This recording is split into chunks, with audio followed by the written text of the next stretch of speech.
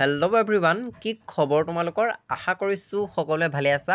বহুতো ছাত্ৰ ছাত্ৰীয়ে মোক সুধি থাকে যে লাষ্ট এক মাহত আমি কেনেকৈ প্ৰিপেৰেশ্যন কৰি এইচএছ পৰীক্ষাত এটা ভাল ৰিজাল্ট কৰিব পাৰিম।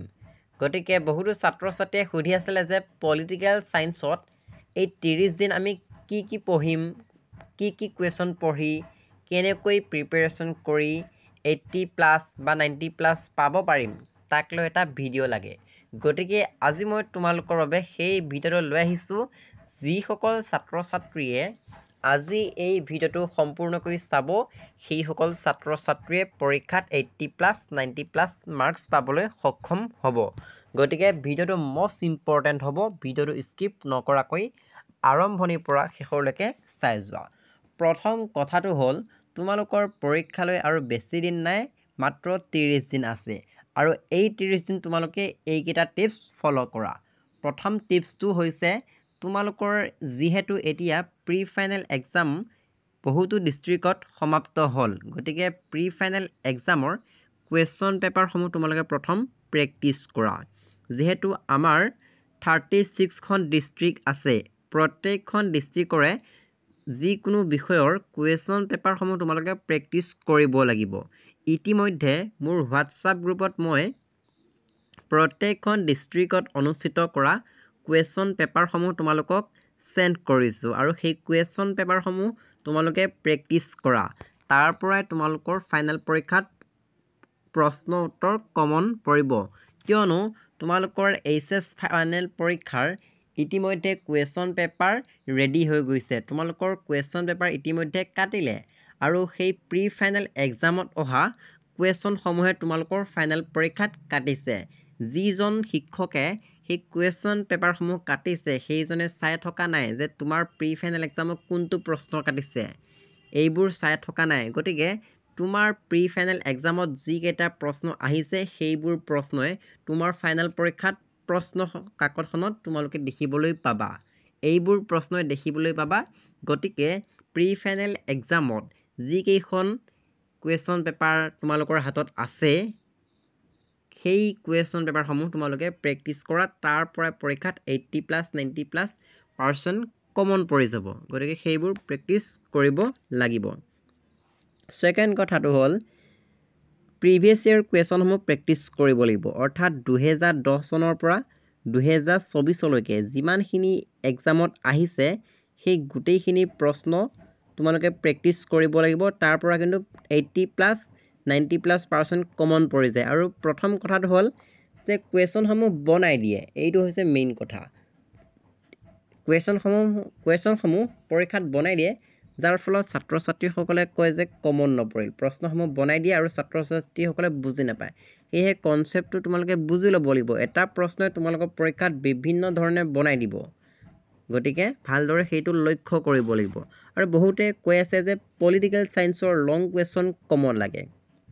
ইতিমধ্যে মোৰ চেনেলটোত মই বহুতো কুৱেশ্যন আনচাৰ ভিডিঅ' দিছোঁ। যিসকলে আৰম্ভণিৰ পৰা শেষলৈকে প্ৰত্যেকটো ভিডিঅ' চাই, সেইসকলে বুজি পাইছে যে কোনকেইটা প্ৰশ্ন বেছি দৰকাৰী হয়। গতিকে সেই দৰকাৰী প্ৰশ্নসমূহ তোমালোকে চাবা আৰু ভিডিঅ'বোৰ স্কিপ নকৰিবা। ভিডিঅ'বোৰ স্কিপ কৰিলে সেই কমন কুৱেশ্যন আনচাৰসমূহ ৰখি যায়। আৰু আজি মই তোমালোকক কেইটামান কমন কুৱেশ্যন আনচাৰ কৈ যাম। এইকেইটা প্ৰশ্ন যদি তোমালোকে পঢ়া নাই, সোনকালে পঢ়ি ল'বা, কিয়নো এইকেইটা প্ৰশ্ন তোমালোকৰ পৰীক্ষাৰ বাবে বহুত গুৰুত্বপূৰ্ণ হয়। প্ৰথম প্ৰশ্নটো হ'ল ছোভিয়েট ইউনিয়ন। তোমালোকৰ পৰীক্ষাত ছোভিয়েট ইউনিয়নৰ ওপৰত প্ৰশ্ন আহিবই। অৰ্থাৎ ছোভিয়েট ইউনিয়নৰ ফলাফলসমূহ আহিব পাৰে বা কাৰণসমূহ আহিব পাৰে। এইবোৰ মষ্ট ইম্পৰ্টেণ্ট কুৱেশ্যন হয়। তাৰপিছত প্ৰব্ৰজনকাৰী আৰু শৰণাৰ্থীসকলৰ মাজত পাৰ্থক্য এটা মষ্ট ইম্পৰ্টেণ্ট হয়। এই পাৰ্থক্যটো তোমালোকৰ পৰীক্ষাত আহে, আৰু তোমালোকৰ পৰীক্ষাত যিকোনো এটা পাৰ্থক্য আহিব। সেয়েহে এই পাৰ্থক্যবোৰ চাবা। আৰু ছোভিয়েট ইউনিয়ন কিয় ভংগ হৈছিলে আলোচনা কৰা। এইটো প্ৰশ্ন বহুত গুৰুত্বপূৰ্ণ প্ৰশ্ন হয়। তাৰপিছত তোমালোকৰ আছিয়ানৰ ওপৰত প্ৰশ্ন এটা আহিব যে আছিয়ান কি, আছিয়ানৰ স্তম্ভ তিনিটাৰ বিষয়ে আলোচনা কৰা। এইবোৰ হৈছে মষ্ট ইম্পৰ্টেণ্ট লং কুৱেশ্যন। তাৰপিছত ৰাষ্ট্ৰসংঘৰ ওপৰত লং কুৱেশ্যন এটা আহিব যে ৰাষ্ট্ৰসংঘৰ পুনৰ গঠন আৰু ভৱিষ্যত সম্পৰ্কে চমুকৈ আলোচনা কৰা। এইটো বহুত গুৰুত্বপূৰ্ণ প্ৰশ্ন হয়। তাৰপিছত সেউজ বিপ্লৱৰ ওপৰত আহিব যে সেউজ বিপ্লৱ কাক বোলে ইয়াৰ ফলাফলসমূহ আলোচনা কৰা। তাৰপিছত কাশ্মীৰৰ যি সমস্যা আছে সেই সমস্যাৰ ওপৰত তোমালোকৰ এটা প্ৰশ্ন আহিব। গতিকে কাশ্মীৰৰ সমস্যাটো তোমালোকে চাই যাব লাগিব। তাৰপিছত বিশ্বত দৰিদ্ৰতাৰ ওপৰত প্ৰশ্ন আহিব যে বিশ্বত দৰিদ্ৰতাৰ বিষয়ে চমুকৈ আলোচনা কৰা।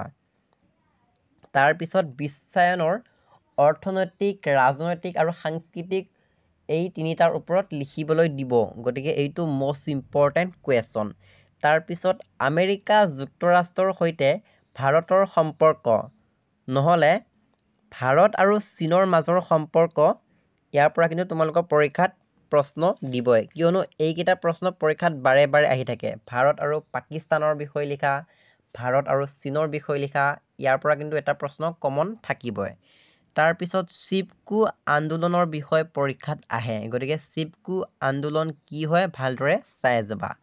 তাৰপিছৰ ইম্পৰ্টেণ্ট কুৱেশ্যনটো হ'ল ভাৰতৰ পাৰমাণৱিক নীতিৰ বিষয়ে চমুকৈ আলোচনা কৰা। বহুত গুৰুত্বপূৰ্ণ প্ৰশ্ন হয়, ফাইনেল পৰীক্ষাত আহিছে। তাৰপিছত জৰুৰীকালীনৰ ওপৰত প্ৰশ্ন এটা আহে, প্ৰতি বছৰে আহে যে জৰুৰীকালীন অৱস্থাৰ পৰা ভাৰতে লাভ কৰা শিক্ষাসমূহৰ বিষয়ে বিশ্লেষণ কৰা। অৰ্থাৎ জৰুৰীকালীনৰ ওপৰত এটা প্ৰশ্ন আহিবই, গতিকে ভালদৰে চাই যাবা। তাৰপিছত পৰিকল্পিত বিকাশ মানে কি? ভাৰতৰ বিকাশত পৰিকল্পনা আয়োগ ভূমিকা সম্পৰ্কে চমুকৈ লিখা। এইটো প্ৰশ্ন পৰীক্ষাত বাৰে বাৰে আহি থাকে। গতিকে বিশ্ব বেংকৰ ওপৰত তোমালোকে চাই যাব লাগিব। বিশ্ব বেংকৰ ওপৰতো পৰীক্ষাত প্ৰশ্ন আহে।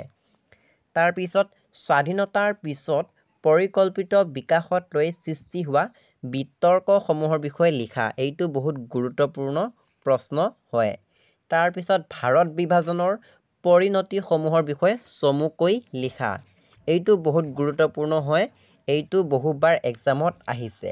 তাৰপিছত সামাজিক আন্দোলনৰ ওপৰত এটি চমু টোকা লিখা। এইবোৰ প্ৰশ্নও আহে। গতিকে এনেকুৱা ধৰণৰ আৰু ইম্পৰ্টেণ্ট কমন কুৱেশ্যন আনচাৰ আছে, সেইবোৰ মই তোমালোকৰ মাজলৈ লৈ আহিম। বহুতো ছাত্ৰ ছাত্ৰীয়ে সুধি আছিলে যে কেইটামান কমন কুৱেশ্যন আপুনি মোক কৈ দিব, যাৰ ফলত মই এই কুৱেশ্যন কেইটা তোমালোকলৈ আগবঢ়ালোঁ। বাকী যিমানবোৰ ইম্পৰ্টেণ্ট কমন কুৱেশ্যন আনচাৰ আছে সেইবোৰ মোৰ চেনেলত আপলোড কৰা আছে, তোমালোকে চাই ল'বা।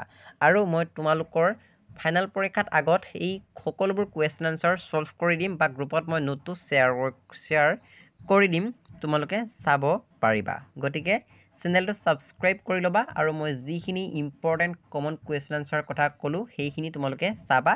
লাষ্ট এই এক মাহত, এই 30 দিনত যদি তুমি এইখিনি প্ৰশ্ন পঢ়া তেনেহ'লে এটা পৰীক্ষাত ভাল নম্বৰ লাভ কৰিব পাৰিবা। আৰু 2010 চনৰ পৰা 2024 যিমানখিনি পৰীক্ষা পাতিছে সকলো কুৱেশ্যন পেপাৰসমূহ তোমালোকে কালেক্ট কৰা আৰু প্ৰিভিয়াছ ইয়েৰ কুৱেশ্যনখিনি ভালদৰে প্ৰেক্টিছ কৰা। এই প্ৰিভিয়াছ ইয়েৰত অহা কুৱেশ্যনখিনি যদি তুমি ভালদৰে প্ৰেক্টিছ কৰা তেনেহ'লে তুমি লেটাৰ নম্বৰ পাবলৈ সক্ষম হ'বা, এইটো চিয়'ৰ। কিয়নো পৰীক্ষাত বাৰে বাৰে আগৰ বৰ্ষৰ প্ৰশ্ন কাকতৰ পৰা ডাইৰেক্ট প্ৰশ্ন উঠাই দিয়ে, তাৰ পৰাই প্ৰশ্ন কাটে। গতিকে যোৱাবাৰো দেখিছোঁ 2024ত 2018 চনৰ পৰা প্ৰশ্ন আহিছে, 2019 চনৰ পৰা প্ৰশ্ন কাটিছে।